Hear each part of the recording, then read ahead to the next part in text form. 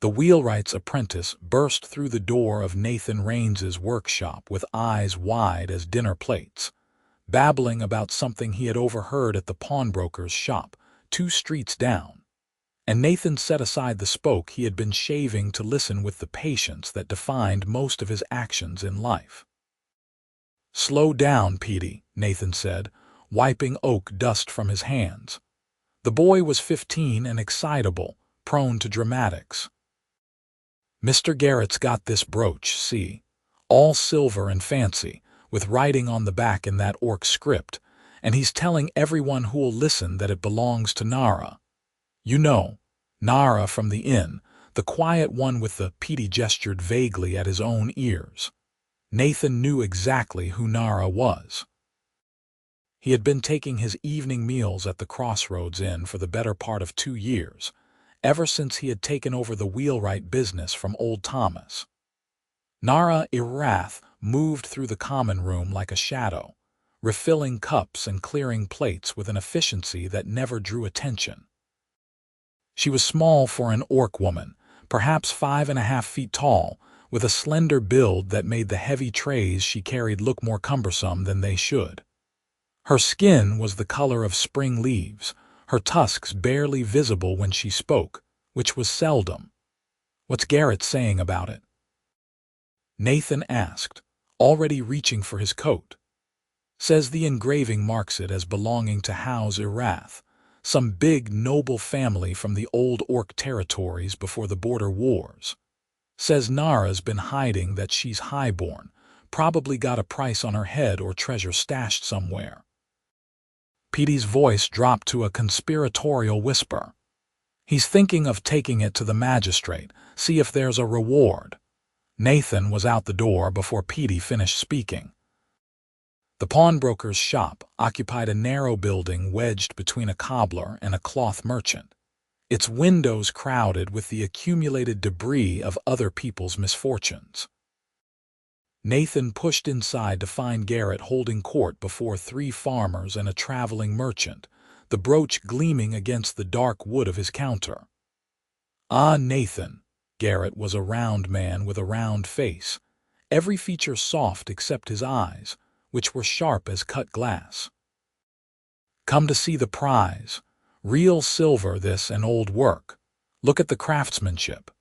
Nathan looked. The brooch was perhaps 3 inches across, wrought in the shape of interlocking oak leaves, each vein and stem rendered in delicate detail. He could see the script on the reverse even from where he stood, flowing orc characters that spelled out a name and lineage. "Where did you get it?" Nathan asked. "Fellow came through yesterday, rough sort, said he'd had it for years. Needed coin for the road." Garrett turned the brooch to catch the light. "Didn't know what he had, the fool. Sold it to me for 1/4 what it's worth in metal alone. And you know it's Nara's how, the name, right here." Garrett traced the letters with one thick finger. "Nara Irath, daughter of Thorol Irath, Lord of the Western Marches. That's no common house, Nathan. The Iraths held lands the size of 3 counties before the consolidation. This girl's been scrubbing floors when she could have, well, who knows what she could have." Nathan kept his expression neutral, a skill he had perfected over 32 years of being a man of few words in a world that loved to talk. "You planning to return it to her?" Garrett's eyes narrowed. "Planning to find out why a noble's daughter is hiding in a border town, more like. Could be she's running from something. Could be there's those who'd pay to know where she is." The farmers muttered agreement, their faces bright with the prospect of gossip. Nathan felt something cold settle in his chest. "How much?" he asked. "For the brooch?" Garrett laughed. "More than you've got, wheelwright. This is a piece of history." Nathan reached into his coat and withdrew a leather pouch, the sum total of 4 months' savings that he had been setting aside for a new lathe. He poured the coins onto the counter in a silver stream, 43 crowns that rang against the wood like small bells. The shop went quiet. Garrett's fingers twitched toward the money, but he caught himself. "That's good coin, Nathan, but "It's 3 times what you paid for it," Nathan said. "And if you refuse, I'll go to Nara myself, tell her what you've got and what you're planning, and then we'll see if the magistrate is more interested in your information or in you trafficking stolen goods." It was a bluff, mostly. Nathan had no idea if the brooch had been stolen or when, but Garrett's face told him the guess had landed close enough to the mark. The pawnbroker's hand closed over the coins. "You're a strange one, Rains, spending a fortune on a trinket for an orc girl." Nathan took the brooch and walked out without answering. The sun was setting by the time he reached the inn, the sky bruised purple and gold above the thatched roofs. The crossroads was doing brisk business, the common room thick with the smell of roast mutton and the sound of a dozen conversations running over each other. Nathan scanned the room and found Nara near the kitchen door, balancing 3 bowls of stew on her arm. She moved with the same quiet grace he always noticed, threading between tables without bumping a single elbow. When she disappeared into the kitchen, Nathan followed. The kitchen was hot and loud, the cook bellowing orders at 2 sweating girls who worked the spit and the wash basin. Nara stood at the serving counter, arranging mugs on a tray. She glanced up when Nathan entered, and for a moment something flickered in her amber eyes, surprise, perhaps, or wariness. "Nathan," she said. Her voice was low and careful, each word selected with the same precision she used when setting down a full cup without spilling a drop. "You need something." He realized he had no idea how to begin this conversation. The brooch was a weight in his pocket, heavy with implications he did not fully understand. "Can we talk?" he asked. "Somewhere private," Nara's expression shuddered. She glanced at the cook, who was occupied with berating one of the girls, then nodded. 10 minutes. There's a garden out back." The garden was a generous term for the patch of ground behind the inn, mostly trampled dirt and a few struggling herb beds, but it was empty and the noise from the common room faded to a distant murmur. Nara crossed her arms over her chest, waiting. Nathan pulled the brooch from his pocket and held it out. Nara went completely still. In the fading light, her face was unreadable, but her eyes locked onto the silver leaves with an intensity that made something in Nathan's chest tighten. "Where did you get that?" Her voice was barely above a whisper. "Garrett the pawnbroker had it. A man sold it to him yesterday." Nathan kept his hand extended. "I bought it back." "Why?" The word came out sharp, almost angry. "Because it's yours." Nara did not move to take it. She stared at the brooch like it was a snake, coiled and ready to strike. "Did he tell anyone about the engraving?" "He told half the market before I got there." Nara's breath escaped in a hiss. She turned away, her hands clenching into fists at her sides. "Of course he did. Of course." Nathan waited. He had learned long ago that silence was often the best tool in his possession, that people filled empty air with truth if you gave them enough quiet. "That brooch was my mother's," Nara said finally. "It's the only thing I had left from her. I hid it in my room at the boarding house, wrapped in cloth at the bottom of my trunk. I didn't even know it was gone until—" She stopped, her shoulders rising and falling with a shaky breath. "How long ago did he say it was sold to him?" "Yesterday. Then someone took it recently." "Someone went through my things." Nara's voice was flat now, drained of emotion. "Did Garrett say what the man looked like?" "Rough," he said. "Needed coin for the road." Nara laughed, a bitter sound. "Half the men in this town fit that description." Nathan stepped closer, still holding the brooch. "Nara, what's this about? Garrett said you're from a noble house." "I was." She turned back to face him, and in the twilight her green skin looked almost gray. "A long time ago in a place that doesn't exist anymore. My father was lord of the Western Marches, which meant he ruled over a stretch of farmland and forest that the human kingdoms wanted. When the border wars ended, our house was dissolved, our lands divided up and given to human lords. I was 12 years old. What happened to your family? Dead, most of them. My father and brothers died in the fighting. My mother got sick the winter after we lost everything. I had 2 sisters, but I don't know where they ended up. We were separated when the lands were claimed. Nara's voice was steady, reciting facts as if they belonged to someone else. I took my mother's name and came east, found work where I could. No one looks twice at an orc woman cleaning tables. It's honest work and it's mine, and it doesn't make me a target. A target for what? Nara's jaw tightened. There are people who think the old orc houses gave up their claims too easily. People who want to reignite the border conflicts, who think they can use someone with a noble name as a rallying point. And there are others who just hate that orc nobility existed at all, who would be happy to finish what the war started. She met his eyes. Either way, being Nara Irath, daughter of Thorol, is dangerous. Being Nara, the serving girl, is safe. Nathan looked down at the brooch in his hand, understanding now why she had not reached for it. But someone knows. Now everyone knows, thanks to Garrett. Nara's shoulders sagged. I'll have to leave. Tonight, probably. Pack what I can and go before someone decides to make trouble. Or, Nathan said slowly, you could stay. Nara shook her head. You don't understand. Once word spreads, word's already spreading. Leaving now won't stop it. All it'll do is make you look guilty of something, make people think you've got secrets worth chasing. Nathan closed his hand around the brooch. But if you stay, if you act like you've got nothing to hide, then maybe it just becomes another piece of gossip. A week from now, they'll be talking about something else. You're wrong. Nara's voice was quiet but certain.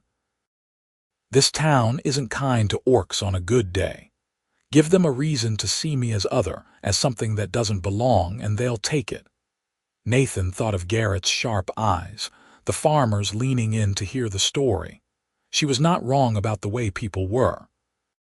But he also thought of the way Nara moved through the world, making herself small and unobtrusive, spending her life trying not to be seen, and something in him rebelled against the idea of her running again.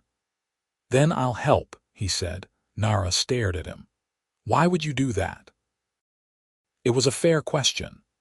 Nathan was not a man given to grand gestures or heroics. He fixed wheels and built carts and minded his own business, and he had been content with that life. But somewhere in the past 2 years, Nara had stopped being part of the background of his days. He looked forward to his evening meals not because of the food, but because of the way she smiled small and fleeting when he thanked her for his ale, or the way she sometimes lingered an extra moment at his table when the common room was slow, not saying much, just sharing the quiet. Because it's the right thing to do, he said, which was true but not the whole truth. Nara studied his face for a long moment, and Nathan had the uncomfortable feeling that she could see past every word to the things he had not said. Finally, she held out her hand. Nathan placed the brooch in her palm. Her fingers closed around it slowly, and she brought it close to her chest, her eyes closing. "Thank you," she whispered.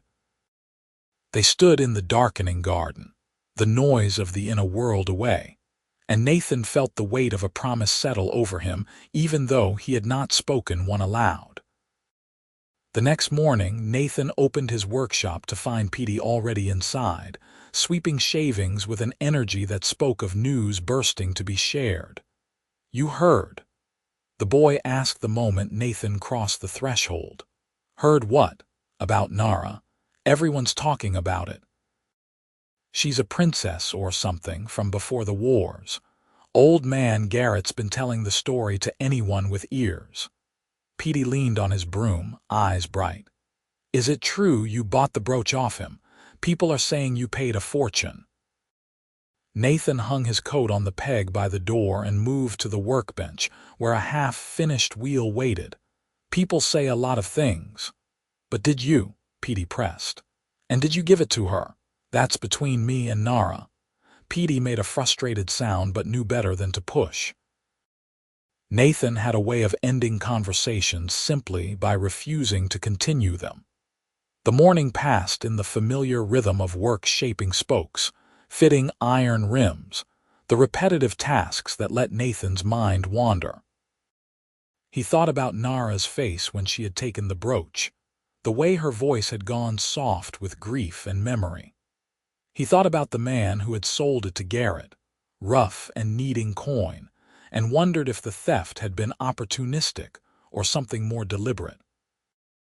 Around midday, a stranger appeared in the doorway. He was tall and thin, with the kind of face that was hard to read, angular and cold. His clothes marked him as neither wealthy nor poor, nondescript in a way that seemed intentional. He looked around the workshop with the air of a man cataloging details. "Help you?" Nathan asked, not pausing in his work. "Nathan Raines." The stranger's voice was flat, accentless. "That's right. I hear you did business with Garrett yesterday, bought a piece of orc silver." Nathan set down his drawknife and turned to face the man fully. And I'm wondering why a wheelwright would spend his savings on something like that.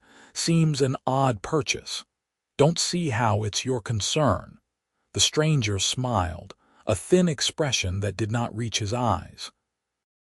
"Let's say I'm curious about the piece itself. It belonged to someone I'm looking for, someone who owes a debt." Nathan felt the cold settle into his chest again, the same sensation he had experienced in Garrett's shop. "I don't know anything about a debt." "No. Then maybe you don't know that the girl serving drinks at the crossroads is worth quite a bit to certain parties. There's a claim on the lands her father held, but it requires proof of lineage to proceed. That brooch, with its engraving, would serve as such proof." "The wars ended 15 years ago," Nathan said carefully. "Those lands were redistributed." "Redistributed, yes, but never legally transferred, not from the Erath line. Lord Thorol died without formally ceding his claim, and his daughters were never accounted for in the treaties." The stranger stepped into the workshop, his movements precise. "There's a human lord, Baron Wickfield, who's been trying to secure permanent title to the Western Marches. He needs an Erath heir to sign over the claim, willing to pay handsomely for one to be found.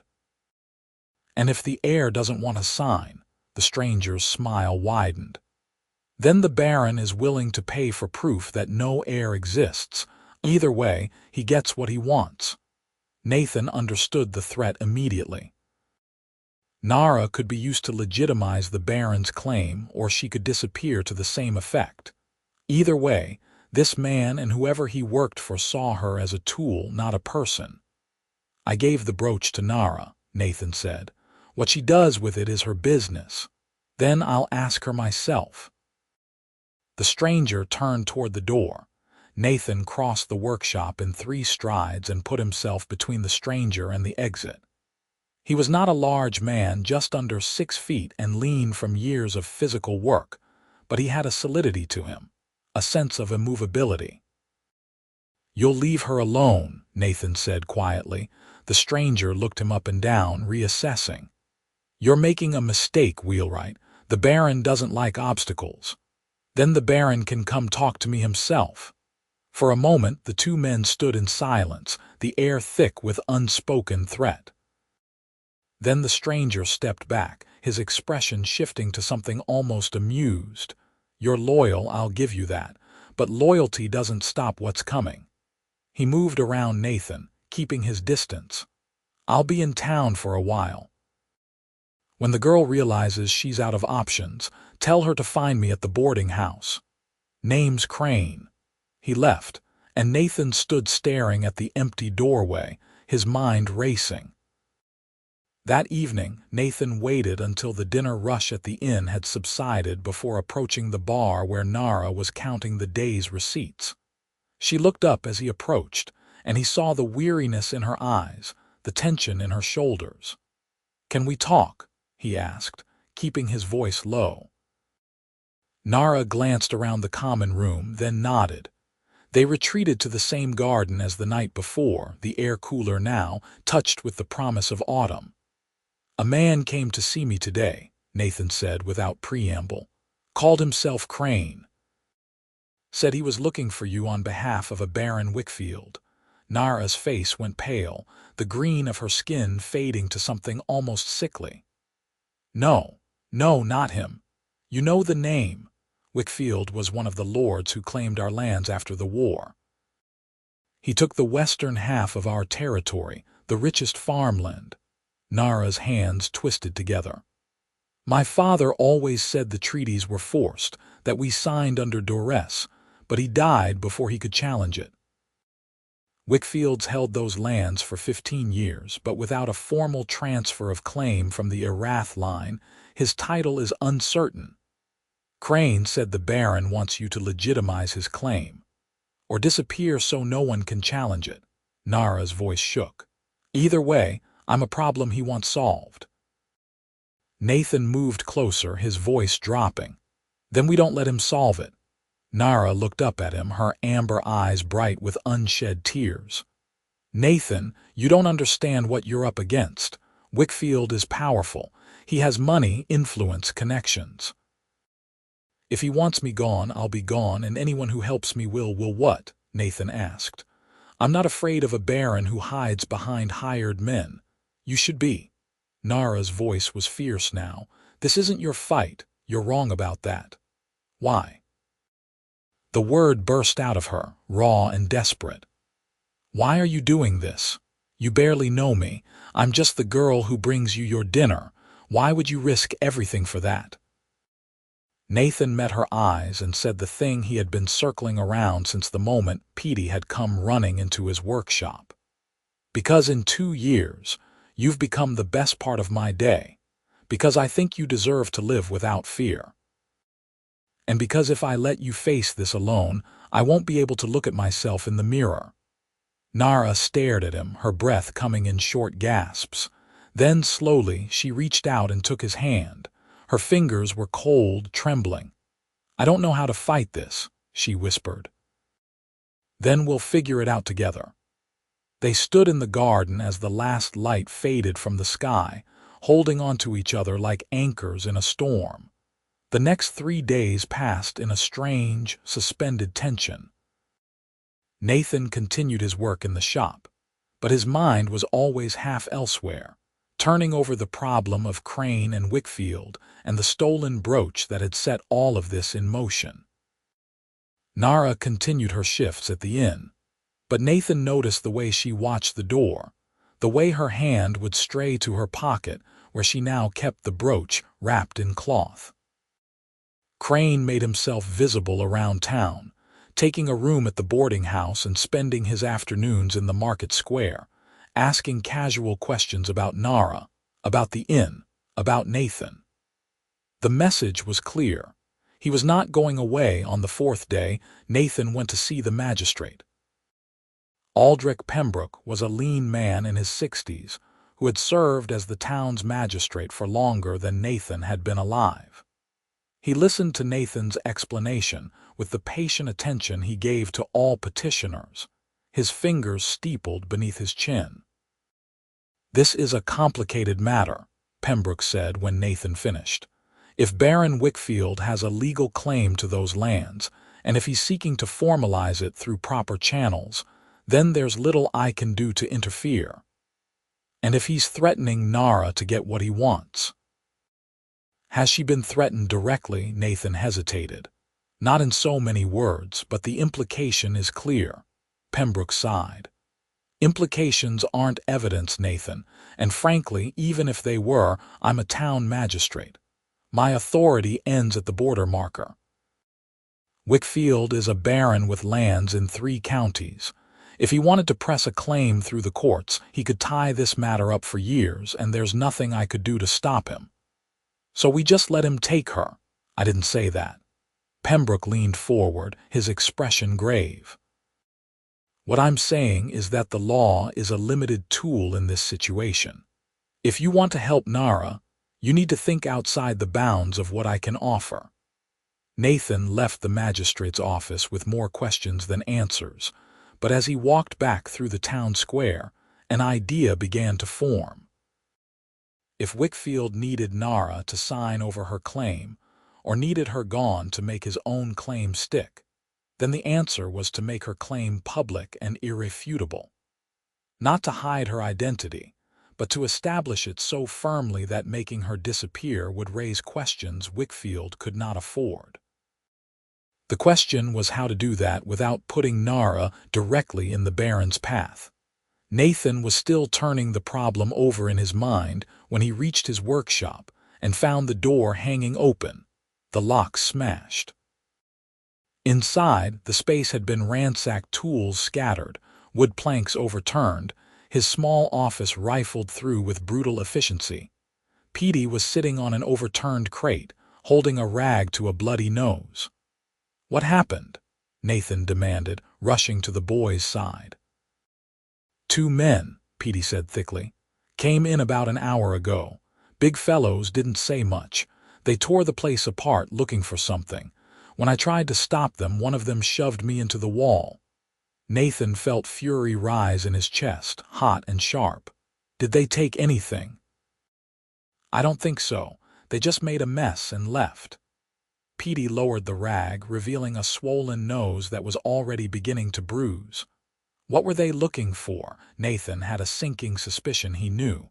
The brooch. Crane must have thought Nathan had kept it, or that Nara had given it back to him for safekeeping. When they didn't find it here, they would go to the inn next. "Stay here," Nathan said, helping Petey to his feet. "Lock the door behind me and don't let anyone in." "Where are you going?" Nathan was already out the door, running. The inn was a 10-minute walk from the workshop, but Nathan covered the distance in half that time, his boots pounding against the cobblestones. He burst through the front door to find the common room in chaos, tables overturned, crockery shattered, the innkeeper shouting at two large men who were backing toward the door. Nara was standing behind the bar, her face flushed with anger, holding a cast iron pan like a weapon. There was a cut above her eyebrow, blood trickling down the side of her face. "Get out," the innkeeper roared. "I've sent for the constable." The two men, the same ones who had ransacked Nathan's workshop, he was certain, glanced at each other and then at Nara. One of them took a step forward and Nathan moved without thinking. He crossed the room in 3 strides and put himself between the man and Nara, his fists clenched. "You've got what you came for," Nathan said, his voice low and dangerous. "Now leave." The man looked down at Nathan with a sneer. "This isn't your concern, Wheelwright." "It is now." The second man moved to flank Nathan, and for a moment violence hung in the air like a drawn blade. Then the door opened and the town constable entered, truncheon in hand, and the two men backed off, raising their hands in a gesture of mock surrender. "Just a misunderstanding," the first man said. "We'll be going." They left, and the constable looked around the wrecked common room with a weary expression. "Someone want to tell me what happened here?" The innkeeper launched into an explanation, his voice shaking with outrage. Nathan turned to Nara, who was still gripping the pan, her knuckles white. "Are you all right?" he asked quietly. "They wanted the brooch," Nara said. "Told me to hand it over or things would get worse." She set the pan down with a clatter. "I told them to go to hell."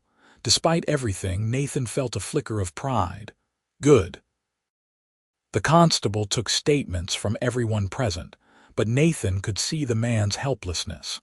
Without names or clear evidence of who had hired the thugs, there was little he could do. By the time he left, promising to increase patrols around the inn, the sun was setting. Nara and Nathan worked together to right the overturned tables and sweep up the broken dishes. The innkeeper, a gruff man named Torin, kept muttering about lost business and damages, but he also brought them both mugs of ale and told Nara to take the rest of the night off.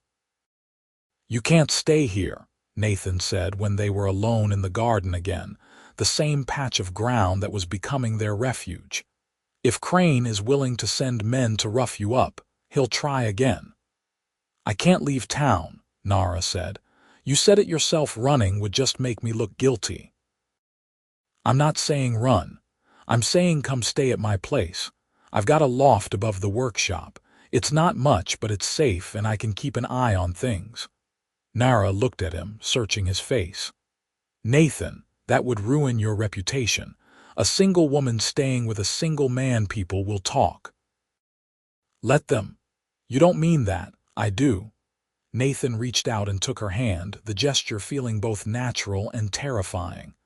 Nara, I don't care what people say about me. I care that you're safe. Please. Nara's resistance crumbled. She nodded, and Nathan felt the tension in his shoulders ease slightly.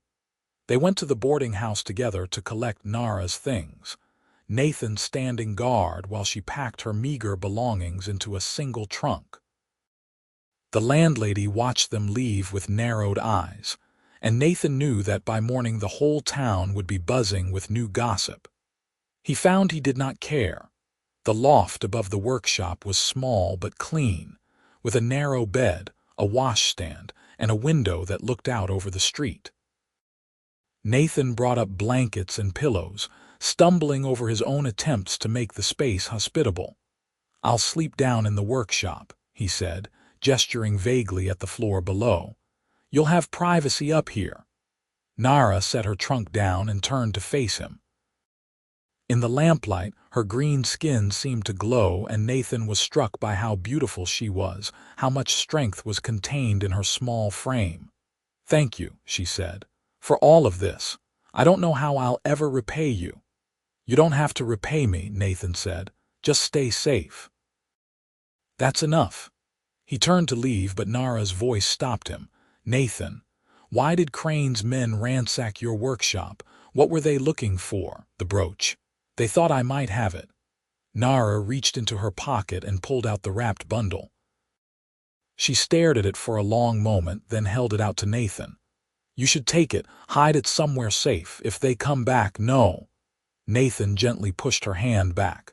That's yours, your mother's. I'm not taking it from you. But if something happens to me, nothing's going to happen to you. Nathan said it with a certainty he did not entirely feel. I promise. Nara's eyes glistened. She stepped forward and, before Nathan could react, wrapped her arms around him in a fierce embrace. He stood frozen for a heartbeat, then slowly brought his arms up to return the gesture, holding her as carefully as he would hold something precious and fragile. They stood like that for a long time, two people clinging to each other in the face of forces neither of them fully understood, and Nathan felt something shift in his chest, a door opening that he had not known was there. Over the next week, Nathan and Nara fell into an unexpected rhythm. She would wake early and make breakfast in the small kitchen area of the workshop, and they would eat together in companionable silence before Nathan started his day's work. Nara took on small tasks around the shop, organizing tools, sweeping, keeping the books, and Nathan found himself looking up from his work just to catch glimpses of her moving through the space, making it feel less like a workshop and more like a home. In the evenings, they would sit together in the loft, talking. Nara spoke of her childhood in the Western Marches, of a life that seemed impossibly distant now, summer festivals, her father's deep laugh, the way her mother would sing while weaving. Nathan told her about growing up apprentice to old Thomas, about the satisfaction of taking raw wood and iron and shaping it into something useful and strong. They did not speak of Crane or Wickfield or the brooch, not directly, but the threats hung over them like storm clouds on the horizon. Crane continued his vigil in town, making himself a fixture in the market square. He did not approach Nathan or Nara directly, but his presence was a constant reminder that this was not over. Nathan caught him watching the workshop on more than one occasion, And each time he met the man's cold gaze with his own steady stare until Crane looked away. On the 8th day, Nathan made a decision. He left Nara in the workshop with Petey, instructing the boy to keep the doors locked and to send for the constable if anyone tried to force their way in. Then he saddled a horse borrowed from the livery for a fee he could ill afford and rode west. The journey to Wickfield's estate took 2 days. Nathan pushed hard, stopping only to rest the horse and snatch a few hours of sleep in roadside inns. The land changed as he traveled, the rough frontier country giving way to rolling farmland, the holdings growing larger and more prosperous. This had been Erath land once, worked by orc families for generations. Now it was divided among human lords, and the only orcs Nathan saw were laborers in the fields, bent under the weight of their work. Wickfield's manor house rose from the landscape like a statement of dominance, all stone walls and iron gates. Nathan rode up to the entrance and was stopped by guards who looked him over with barely concealed contempt. "I'm here to see the Baron," Nathan said. "The Baron doesn't see tradesmen without an appointment," one guard replied. "Tell him I'm here about Nara Erath. He'll see me." The guard's expression shifted, surprise flickering across his face. He conferred with his companion and one of them disappeared into the manor. 10 minutes later, Nathan was being escorted through a grand entrance hall, past tapestries and polished armor, to a study that reeked of wealth and power. Baron Wickfield sat behind a massive oak desk, a man in his 50s with iron-gray hair and the kind of face that had grown accustomed to getting what it wanted. He looked up as Nathan entered, his eyes assessing. "You're the wheelwright," Wickfield said. "It was not a question." "Nathan Raines." "Crane tells me you've been interfering with my business." Wickfield leaned back in his chair, steepling his fingers. "That's unwise." "Your business involves threatening an innocent woman," Nathan said. "That's what's unwise." Wickfield's eyebrows rose. "Threatening." "I've made the girl a generous offer. I'm willing to compensate her handsomely for signing over a claim that's worth nothing to her. The lands are mine in practice. I'm simply seeking to formalize the legal reality. And if she doesn't want to sign, then she's being stubborn and foolish." Wickfield's voice hardened. "Those lands were redistributed by treaty 15 years ago. The Erath claim is a technicality, nothing more. But technicalities can cause problems if left unresolved. So you send thugs to ransack her workplace and my shop. Very noble." "I don't know what you're talking about." Wickfield's expression was bland, innocent. "If someone has been harassing you, that's a matter for the local constable." Nathan felt his jaw tighten. The Baron was not going to admit to anything, and Nathan had no proof to force the issue. He changed tactics. What if Nara were willing to sign over the claim? What would you offer her? Wickfield's eyes gleamed. "Now you're being sensible. I'd offer her 500 crowns a fortune for a serving girl and safe passage to wherever she wants to go. A fresh start, far from any unpleasantness. And what guarantee would she have that you'd honor that deal, my word as a baron?" Nathan almost laughed. "Your word. The same word that sent Crane and his men to terrorize her." Wickfield's expression turned cold. "You're trying my patience, wheelwright. I could have you arrested for trespassing and thrown in my dungeon. The only reason I haven't is because I'm curious about what you think you can accomplish here." "I want you to leave Nara alone," Nathan said. "Withdraw your claim. Stop sending your men after her and let her live her life in peace." "And why would I do that?" "Because if you don't, I'll make sure everyone knows that your title to those lands is based on a forced treaty and that a living heir of the Erath line disputes it. I'll take it to every court in the kingdom if I have to. You'll spend the rest of your life fighting legal challenges." Wickfield studied Nathan for a long moment, then smiled a thin, dangerous expression. You're bluffing. You don't have the resources for a legal battle, and even if you did, the courts favor sitting lords over dispossessed orc nobles. You'd lose. Maybe, Nathan said, but I'd make enough noise that people would start asking questions about how you acquired the lands, about the terms of the treaties, about what happened to the Erath family. Is your title worth that kind of scrutiny? For the first time, Wickfield's confidence wavered. Nathan saw it in the tightening around his eyes, the way his fingers drummed against the desk. You're a fool, Wickfield said finally, but a persistent one. Here's my counteroffer. I'll call off Crane and his men, and I'll leave the girl alone for now. But the claim remains unresolved, and if she ever tries to press it, I'll bury her in legal proceedings that will consume the rest of her life. And you, Wheelwright, will have made an enemy of a very powerful man. It was not the victory Nathan had hoped for, but it was something. A reprieve, at least.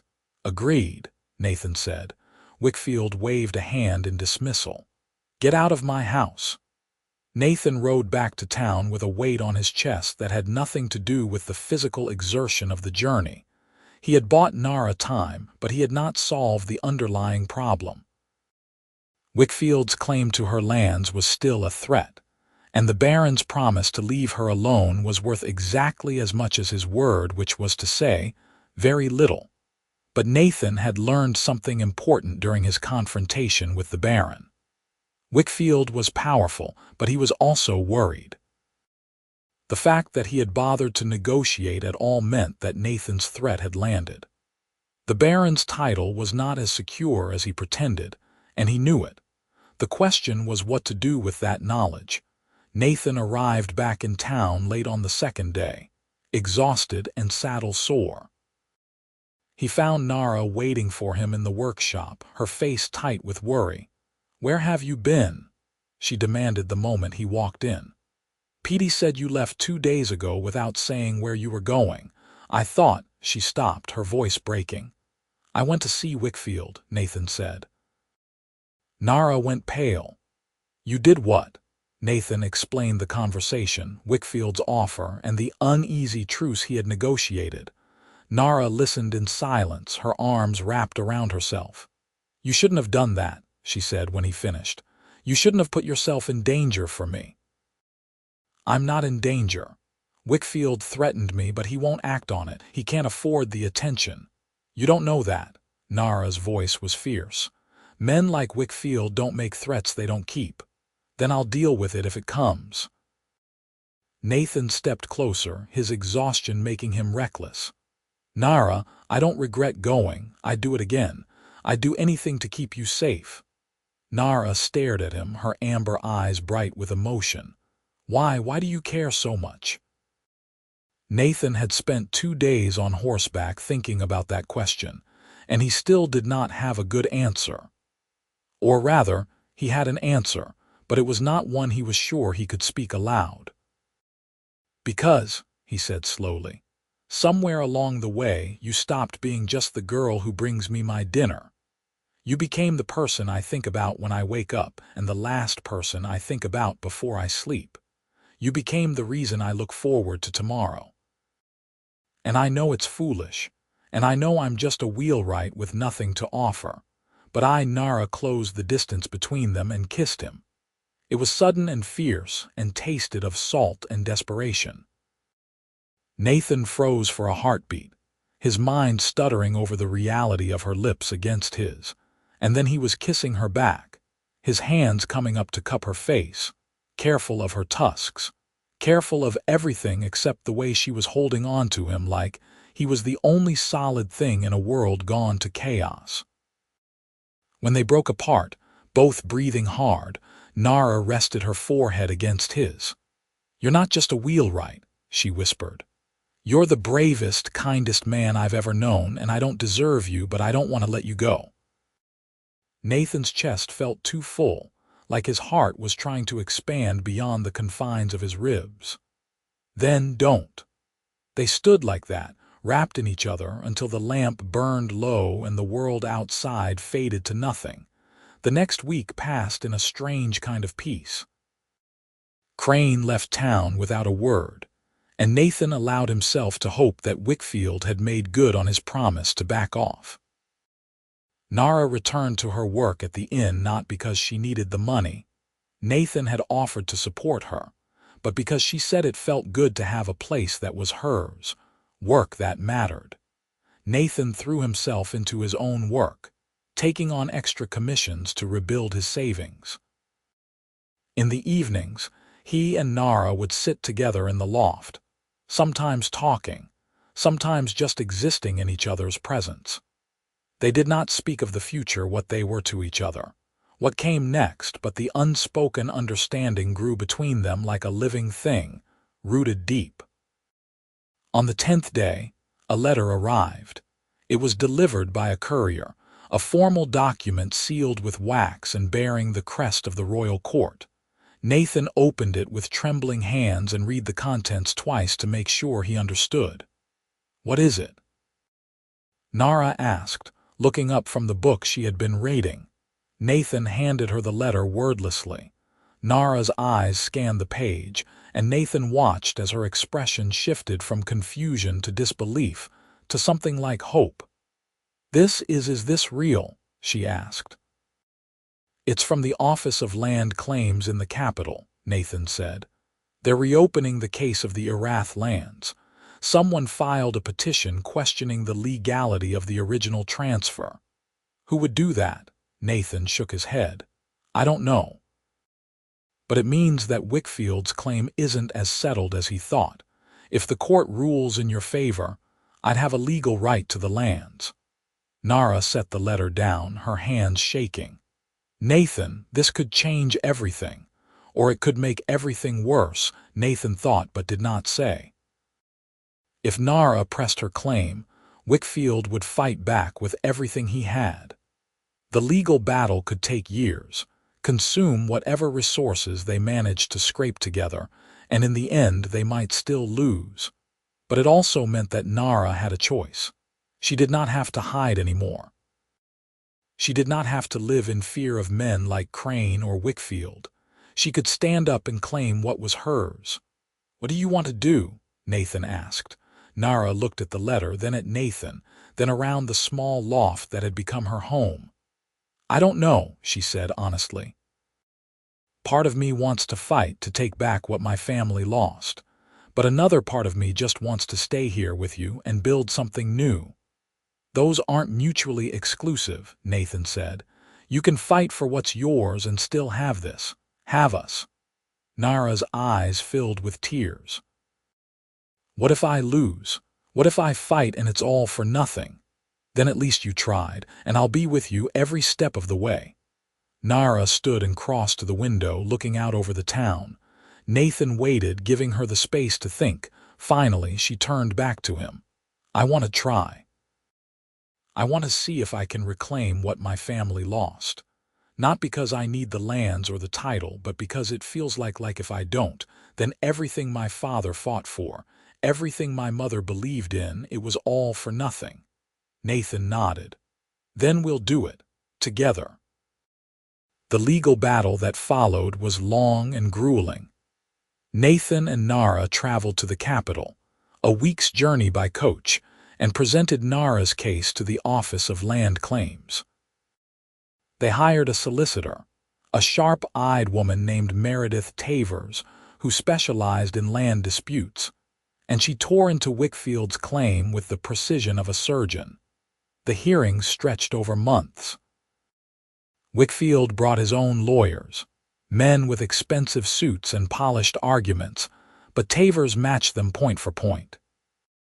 She produced evidence that the treaties ending the border wars had been signed under duress, that Orc nobles had been threatened with violence if they did not cede their lands, that the redistribution had been less a legal process and more a sanctioned land grab. Wickfield fought back, painting Nara as an opportunist trying to exploit a legal technicality. But Tavers countered by presenting the brooch, the heirloom, that had started everything as proof of Nara's lineage and her family's legitimate claim to the lands. Nathan sat through every hearing, watching Nara stand before the court and speak in a clear, steady voice about her father, her family, and the injustices they had suffered. He watched her grow in confidence, watched her transform from a woman who had spent her life making herself small into someone who stood tall and unafraid, and he watched the court begin to shift in her favor. The turning point came in the 6th month, when Tavers uncovered a document that Wickfield's own lawyers had thought lost, a letter from Lord Thorol Irath, written weeks before his death, in which he explicitly stated his intention to challenge the treaty and reclaim his lands. The letter had been buried in court archives, overlooked or deliberately hidden, but Tavers found it and presented it with the triumphant air of someone playing a winning card. The court adjourned to deliberate, and Nathan and Nara returned to their lodgings in the capital to wait. "Do you think we'll win?" Nara asked that night, lying beside Nathan in the narrow bed of their rented room. They had long since stopped pretending to maintain separate sleeping arrangements, and Nathan had grown accustomed to the way she fit against him, her head on his shoulder, her breath warm against his neck. "I think we have a good chance," Nathan said. "Tavers is good at her job and the evidence is on our side." "But," Nathan hesitated, "but even if we win, it's going to take time to enforce the ruling. Wickfield won't give up the lands without a fight. He'll appeal, delay, make it as difficult as possible. So we might win in court and still lose in practice. Maybe. Or maybe once the ruling is official, Wickfield will realize he's beaten and negotiate a settlement." Nara was quiet for a long time. Then softly she said, "What do you think I should do if we win? What do you want to do?" "I don't know. The lands are so far from here, and I don't know anything about running an estate. I don't even know if I want that life." She shifted, propping herself up on one elbow to look at him. "What if we won and I claimed the lands, but then I leased them out or hired someone to manage them? We could stay here, keep the workshop, live the life we've built." Nathan felt something warm unfurl in his chest. "You do that. Give up being a lady to stay with a wheelwright." "You're not just a wheelwright," Nara said, echoing her words from weeks before. "And I'm not just a lady. We're us, and that's all I want." Nathan pulled her close and kissed her, slow and deep, and for a while they forgot about courts and barons and stolen lands. The ruling came down 3 weeks later. The court found in favor of Nara Irath, declaring that the transfer of the western marches to Baron Wickfield had been conducted under conditions that violated the spirit and letter of the treaty accords. The lands were to be returned to the Irath line, with Nara as the sole surviving heir recognized as the rightful lady of the western marches. Wickfield was given 6 months to vacate and transfer all holdings. When the news reached them, Nara broke down in tears great, heaving sobs that shook her whole body. Nathan held her through it, understanding that the tears were not just about victory but about grief, about vindication, about the weight of 15 years of loss and hiding finally lifting from her shoulders. "We did it," she whispered into his chest. "We actually did it." "You did it," Nathan corrected. "I just stood next to you." Nara pulled back and looked at him with red-rimmed eyes. "No, we did it. I couldn't have done this without you." They celebrated that night with Tavers, who allowed herself a rare smile and a glass of wine before returning to her characteristic brisk professionalism. Then Nathan and Nara returned to their lodgings and made plans for the future. "I meant what I said," Nara told him. "About staying in town, keeping the life we've built. I don't need to live on the estate. I just needed to know it was mine, that my family's legacy was acknowledged." "What will you do with the lands?" "Lease them to the families who have been working them. Let them buy their freedom from Wickfield's contracts and farm for themselves. Turn it into something good." Nara's eyes shone with determination. and use the income to help other dispossessed orc families, people who lost everything in the wars and never got it back. Nathan looked at her and felt his heart swell with pride and love. That's a good plan. But first, Nara said, I want to go back to the western marches. I want to see the lands, visit my family's old house if it's still standing. I wanted to say goodbye properly. Then we'll go, Nathan said. Together. The journey to the western marches took them through country that Nara remembered from childhood, landscapes that brought tears to her eyes and stories to her lips. She told Nathan about riding through these fields with her father, about learning to swim in that river, about the old oak tree where her mother used to sit and weave. The estate itself was smaller than Nathan had imagined, a manor house of modest size surrounded by farmland that stretched to the horizon. Wickfield had already vacated, taking his household and leaving the place with an air of abandonment. The families who worked the land came out to meet them, wary at first, but Nara spoke to them in the orc tongue and in the common language, explaining her plans, and Nathan watched their wariness turn to hope. The old house was dusty and in need of repair, but the bones were good. Nara walked through it slowly, trailing her fingers over walls and doorframes, and Nathan followed, giving her space to remember. In the library, Nara found a portrait of her family, her father tall and stern, her mother beautiful, her siblings clustered around them. She stood in front of it for a long time, and when she turned to Nathan, her face was peaceful. Thank you, she said, for everything, for believing in me, for fighting with me, for giving me the courage to do this. Nathan stepped forward and took her hands. Nara, there's something I need to ask you. She looked up at him, curiosity and something like anticipation in her eyes. Nathan had rehearsed this moment in his head a dozen times during the journey, but now that it was here, all his carefully planned words evaporated. He fell back on what he did best: simplicity and honesty. I know I'm just a wheelwright and you're a lady now, and this probably isn't how these things are supposed to go, but I love you.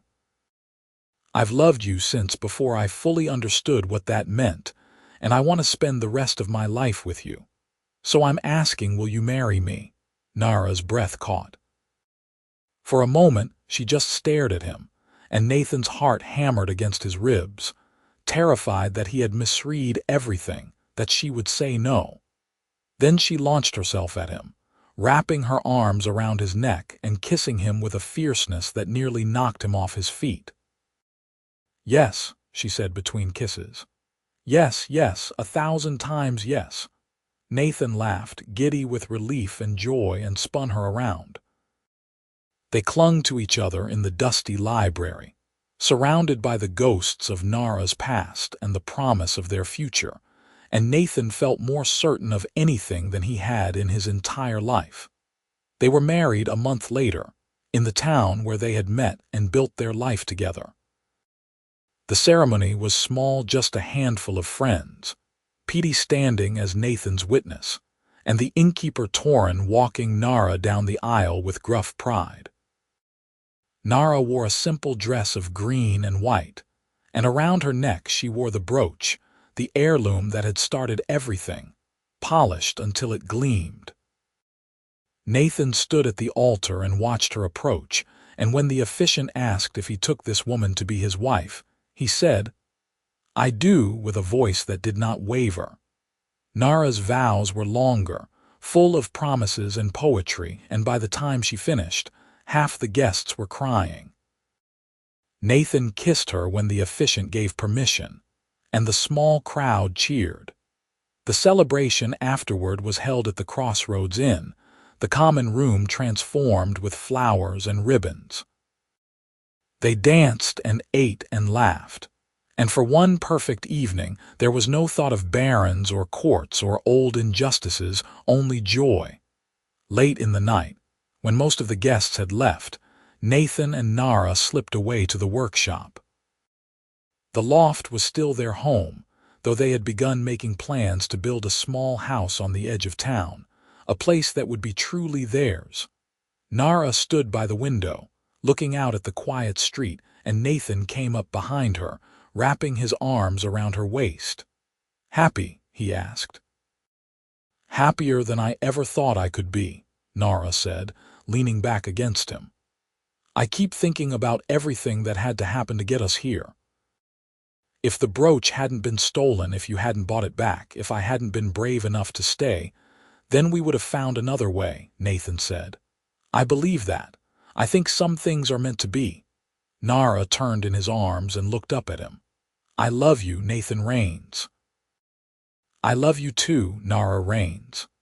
She smiled at the sound of her new name, and Nathan kissed her, slow and tender, a promise and a beginning. The years that followed were full and good. Nara managed her lands from afar, working with the farming families to turn the Western Marches into a thriving community. The income from the leases allowed them to expand the workshop, hire more apprentices, and establish a fund to help displaced orc families resettle and rebuild.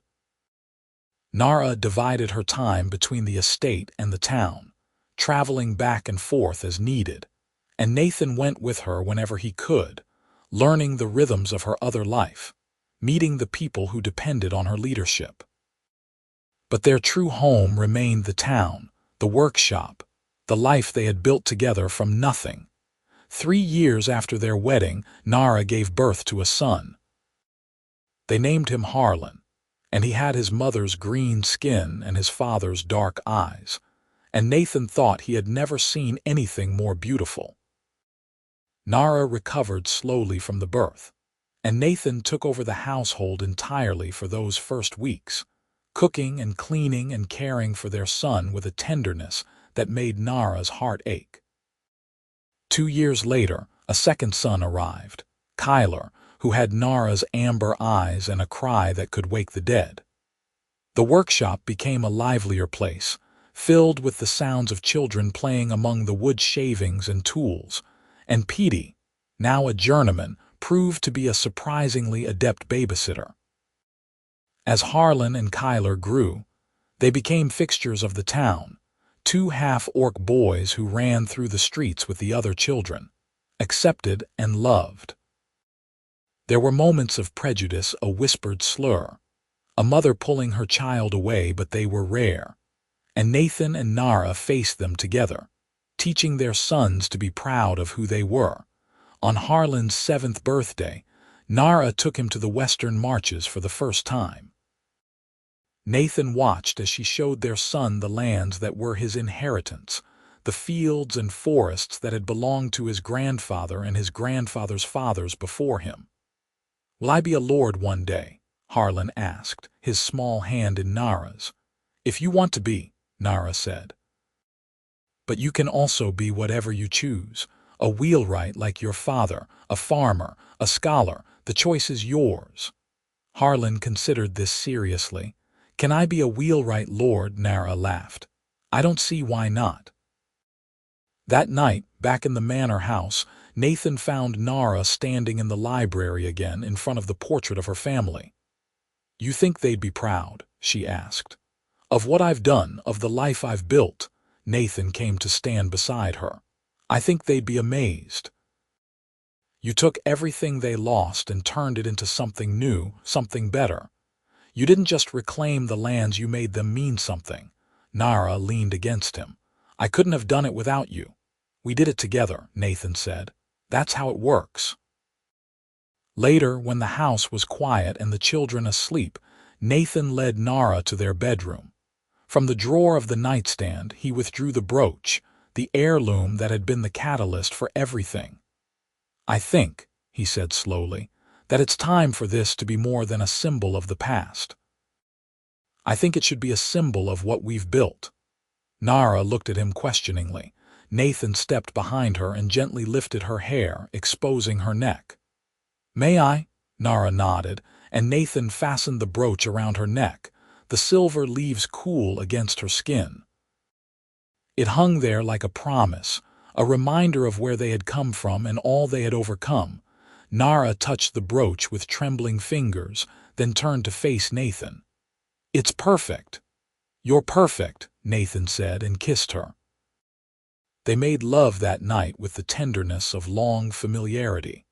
And afterward, lying tangled together in the darkness, Nathan thought about the strange path that had brought them here. A stolen heirloom, a pawnbroker's greed, a wheelwright's decision to spend his savings on a piece of silver that did not belong to him. All the small moments and choices that had led to this, a life shared, a family built, a love that had grown from quiet meals and unspoken glances into something vast and unshakable. "What are you thinking about?" Nara asked, her voice drowsy. "How lucky I am," Nathan said. Nara smiled against his chest. "We both are." And in the quiet of the manor house, with their children sleeping down the hall and the future stretching out before them full of possibility, Nathan had to agree. The seasons turned and Nathan and Nara grew older together. Their sons grew into young men, strong and kind, who knew their own worth and the value of the legacy their parents had built. Harlan eventually took over management of the Western Marches, applying his father's practical wisdom and his mother's fierce sense of justice to the work. Kyler became a scholar, studying the history of the border wars and the orc cultures that had been nearly lost in the conflicts, determined to preserve what remained. Nathan's hair went gray, and his hands, once so steady with the drawknife and spokeshave, began to tremble with age. He trained more apprentices, passing on the skills that old Thomas had taught him, making sure the knowledge would outlive him. Nara's tusks yellowed slightly with time, and fine lines appeared around her eyes. But to Nathan she was as beautiful as the day he had first bought back her brooch from Garrett's shop. She continued her work with displaced orc families, expanding the fund into a foundation that helped hundreds of people reclaim their dignity and their futures. On their 20th anniversary, they returned to the town where they had met. The workshop was still there, now run by one of Nathan's former apprentices, and the crossroads inn still served meals in the common room. They sat at the same table where Nathan had taken his dinners for 2 years before he truly saw Nara, and they ordered ale and stew and talked about everything and nothing. "You ever regret it?" Nara asked. "Giving up your quiet life to get involved in all of this?" Nathan shook his head. "Not for a second. You? Never." Nara reached across the table and took his hand. "You gave me back my past, but more than that, you gave me a future. You gave me a life I never dreamed I could have." Nathan squeezed her hand. "You did the same for me. I was just going through the motions before you. You made everything mean something." They finished their meal and walked back to the workshop, where the current owner had graciously allowed them to stay in the loft for the night. It was smaller than Nathan remembered, or perhaps they had simply grown accustomed to more space, but it felt right to be there, in the place where everything had begun. Nathan retrieved the brooch from Nara's travel bag. She still carried it with her everywhere, though she did not always wear it, and fastened it around her neck, just as he had done on their wedding day and so many times since. "Thank you," Nara whispered. "For what?" "For seeing me. For choosing me. For loving me." Nathan cupped her face in his weathered hands and kissed her, and the years fell away. They were young again, standing in a garden behind an inn, clinging to each other in the face of an uncertain future. They were middle-aged, building a life and a family from the ground up. They were old, looking back on 2 decades of joy and struggle and triumph. They were all of these things at once, and they were enough. As Nathan held his wife in the loft where she had once hidden from the world, he thought about the brooch around her neck, the heirloom that had exposed her past and set everything in motion. He thought about the choice he had made to buy it back, to return it to her, to stand beside her as she reclaimed what had been lost. It had been the best decision of his life. And as Nara pulled him down onto the narrow bed, her laughter bright in the darkness, Nathan knew that he would make that same choice again and again in every lifetime, for as long as the world turned, because some things were simply meant to be, and some loves were worth fighting for, no matter the cost. Years later, when Nathan's hands finally grew too unsteady to work, and he retired completely, he and Nara settled permanently on the estate in the Western Marches. They built a small cottage on the edge of the property, overlooking the fields that had belonged to Nara's family for generations. Nathan spent his days in a workshop he built beside the cottage, teaching his grandsons the craft of wheelwrighting, passing on the knowledge one more time. Nara worked in the garden she had planted, growing herbs and vegetables, and in the evenings they would sit on the porch and watch the sun set over the land they had reclaimed together. The brooch remained around Nara's neck, a constant presence. She wore it every day, polishing it until it gleamed, and when people asked about it, she would tell them the story about the theft, about Nathan's decision to buy it back, about the journey it had set them on. "It's more than an heirloom," she would say. "It's a symbol of love, of loyalty, of someone who saw me when I was invisible and chose to stand with me anyway." And Nathan, listening from his workshop or his chair on the porch, would smile and think that she was right. On a warm autumn afternoon, when Nathan was 72 and Nara 70, they sat together on the porch as they had done countless times before. The fields were golden with harvest, and the air was full of the smell of earth and growing things. "You remember the first time you spoke to me?" Nara asked. "Really spoke to me, not just ordering a meal," Nathan thought back. "In the garden, after I bought the brooch. You were so serious, so determined, I thought you were going to lecture me about something." "I thought you were going to run," Nara laughed. "I almost did. I was so scared of what the brooch would reveal, of who might come looking for me. And instead, someone did come looking, and you faced it, and you won." "We won," Nara corrected, just as Nathan always did when she tried to credit him with too much. They sat in comfortable silence, hands intertwined, watching the world turn. "Nathan," Nara said after a while, "yes, thank you for everything, for all of it." Nathan turned to look at his wife, the woman who had transformed his life in ways he still sometimes marveled at, and he lifted her hand to his lips, pressing a kiss to her knuckles. "Thank you," he said, "for letting me." And there, on the porch of their cottage in the Western Marches, surrounded by the life they had built and the love they had nurtured, Nathan and Nara Raines sat together and watched the sun sink below the horizon, painting the sky in shades of gold and crimson. The brooch around Nara's neck caught the last rays of light and gleamed like a promise kept, and Nathan thought that if he could live his life over again, he would not change a single moment, because every moment had led him here, to her, to home, and that was everything.